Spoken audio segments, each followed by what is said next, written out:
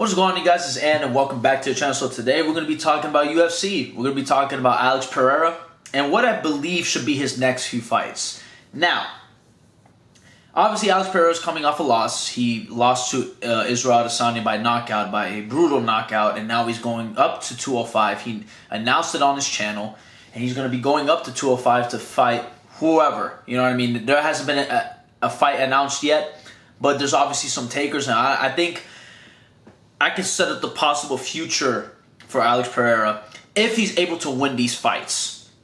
So here's how I think it should go down. If he wins these fights, right? So who should he fight first? I believe that he should fight Volkan Ozdemir first. He's already called him out. That's number one. He's already won, I believe, I don't know if it was on Twitter, but he said, Volkan Ozdemir pretty much said, I want to fight Alex Pereira first. I want to welcome him to the division. And I believe that's a winnable fight.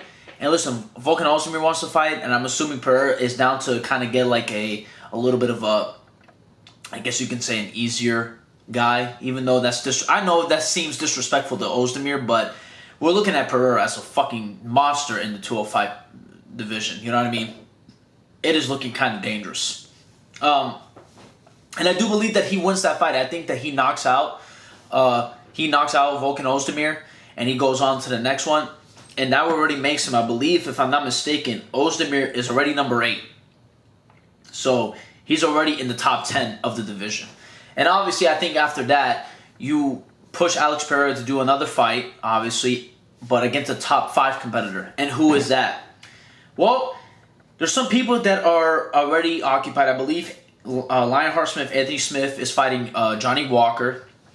I thought that would have been a perfect fight. I think Johnny Walker versus Pereira is a perfect fight for Pereira, just because I feel like you give a guy who's pretty much going to strike with you. He's not really going to grapple all that much, if I'm being honest. Like, I don't think Johnny Walker's going to grapple with Pereira, which obviously, I mean, he probably should, to be honest, because Pereira is definitely a dangerous fighter. He will put you out with one fucking punch, but you have that fight is not going to happen.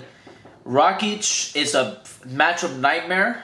Alexander Rakic is was it Rakic or Ankalaev? I think Ankalaev is the matchup nightmare. Rakic is a pretty interesting fight, and I think you could do that fight, to be honest with you.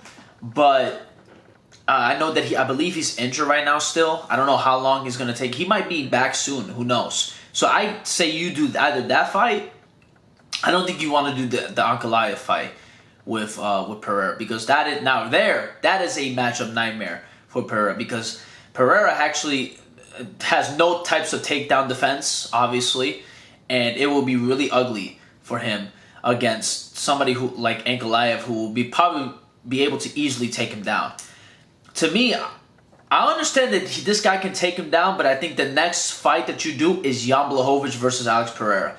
That is, to me, is the perfect fight for Pereira, just because you got somebody that's in the top 3, a former light heavyweight champion, and I think it's somebody that Pereira could beat. And obviously, I understand, Blachowicz, his grappling is pretty decent, and I'm pretty sure he can take down Pereira, but one thing about Pereira versus Izzy, Pereira has a lot more power than Izzy does. And if he's able to take anybody out, I think he could take out Jan Blachowicz. And if you want to do that fight, I think that fight would do well. I think people are very interested in that fight. It's a big-time fight in the division. And if Pereira gets the job done, I believe that he either fights the number 1 guy, or he gets the, obviously, a championship fight. Because I'm assuming what's next for Jamal Hill is, I'm assuming Prochazka when he's back fully, right? That is what's next for Jamal Hill. I don't think he's going to fight anybody else. So, or Jamal Hill's going to... I don't think Jamal Hill's going to fight anybody else. I don't think he's going to fight Ankalaev yet. I think they're going to have Jamal Hill fight probably maybe, if he's ready, the end of the year. Because he already fought once this year. I don't think he minds waiting all the way to the end of the year to fight Yuri Prochazka. And I think Pereira gets the winner of that. And I mean, I'm just thinking of the possible matchup between, like, can you imagine, right? Imagine this, right? Prochazka versus Alex Pereira. Are you fucking kidding me? Are you out of your mind? That is like a dream fight for me. That's a dream fight for everybody. It's two guys who are insane, crazy fucking warriors. You know what I mean? Two guys who are absolutely must watch. They're so entertaining because I think Pereira's such an entertaining fighter. His fight style is so cool to me because his striking is so good. It's insane. Like his leg kicks are great. He obviously, I mean, remember that flying knee that he did against his first opponent in the UFC and put him out? I mean, Pereira is that fucking guy. I mean, he put out Israel Adesanya, right? And he's done that before. I mean, that wasn't the first time he put out Izzy, right? But man, I'm not saying that he put out Prochazka, but if there's anybody that can, I think, am I overrating Alex Pereira? I don't know. I might be overrating Alex Pereira. But man, I can imagine that. And a Jamal Hill fight sounds pretty intriguing to me. And that fight will stay on the feet. I am certain of that. And I could see Pereira beat both of those guys. I really genuinely believe it will be a tougher fight against Prochazka, just because Prochazka is like, he puts on a different type of pace. Not saying that Jamal Hill doesn't, but for Prochazka, it's like he's an animal. He's a different type of beast. But I have to give a lot of credit to Jamal Hill because, I mean, what he did to Glover, pretty much he stunned Glover and did not let him take him to the ground all that much, and he was able to get up. So I have to give my props to Jamal Hill. So, but and I think he fights the winner, and then obviously the next fight that you probably should do if you are the UFC, you have Izzy get some extra money, right? You pay Izzy some good money to go up to 205. And you do the biggest fight, one of the biggest fights in the history of the sport. Alex versus Izzy 3 in the UFC, obviously 5 total all around. Alex versus Izzy 3, the trilogy for the light heavyweight championship. Obviously, Izzy will probably fight guys like, I don't know how he will do. I mean, it's looking like that he will fight next either Dricus du Plessis or he's going to fight Khamzat Chimaev. I don't know if they're going to do the trilogy between him and Robert Whittaker. Reason being is because Robert Whittaker is 2-0. Like, he's 0-2, I mean. And I don't know if they want to redo that fight again. I mean, I don't know if the UFC is really interested in doing that fight again. But, I mean, that is definitely an option. I think Dricus, I mean, I'm more excited for a Robert Whittaker third fight than a Dricus du Plessis fight. Let's just be honest.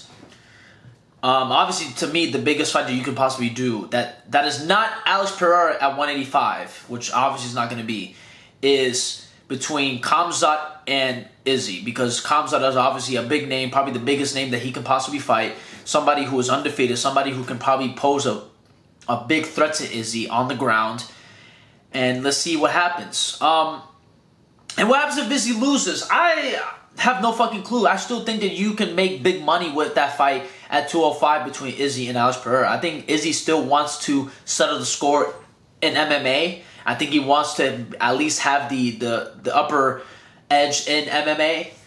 Definitely not, I mean, he's not going to fight him like many more times. I think just like the next fight against Alex Pereira for Izzy is going to be it. You know, win or lose, I think it's over. So yeah, I think that, I feel like if I was the booker, if I was in Dana White's shoes or Hunter's shoes, that's what I would possibly do. But obviously, I'm not a fucking booker. I'm just a dude with a camera. So, like, none of my opinions really matter. I don't know if that's what they're going to do.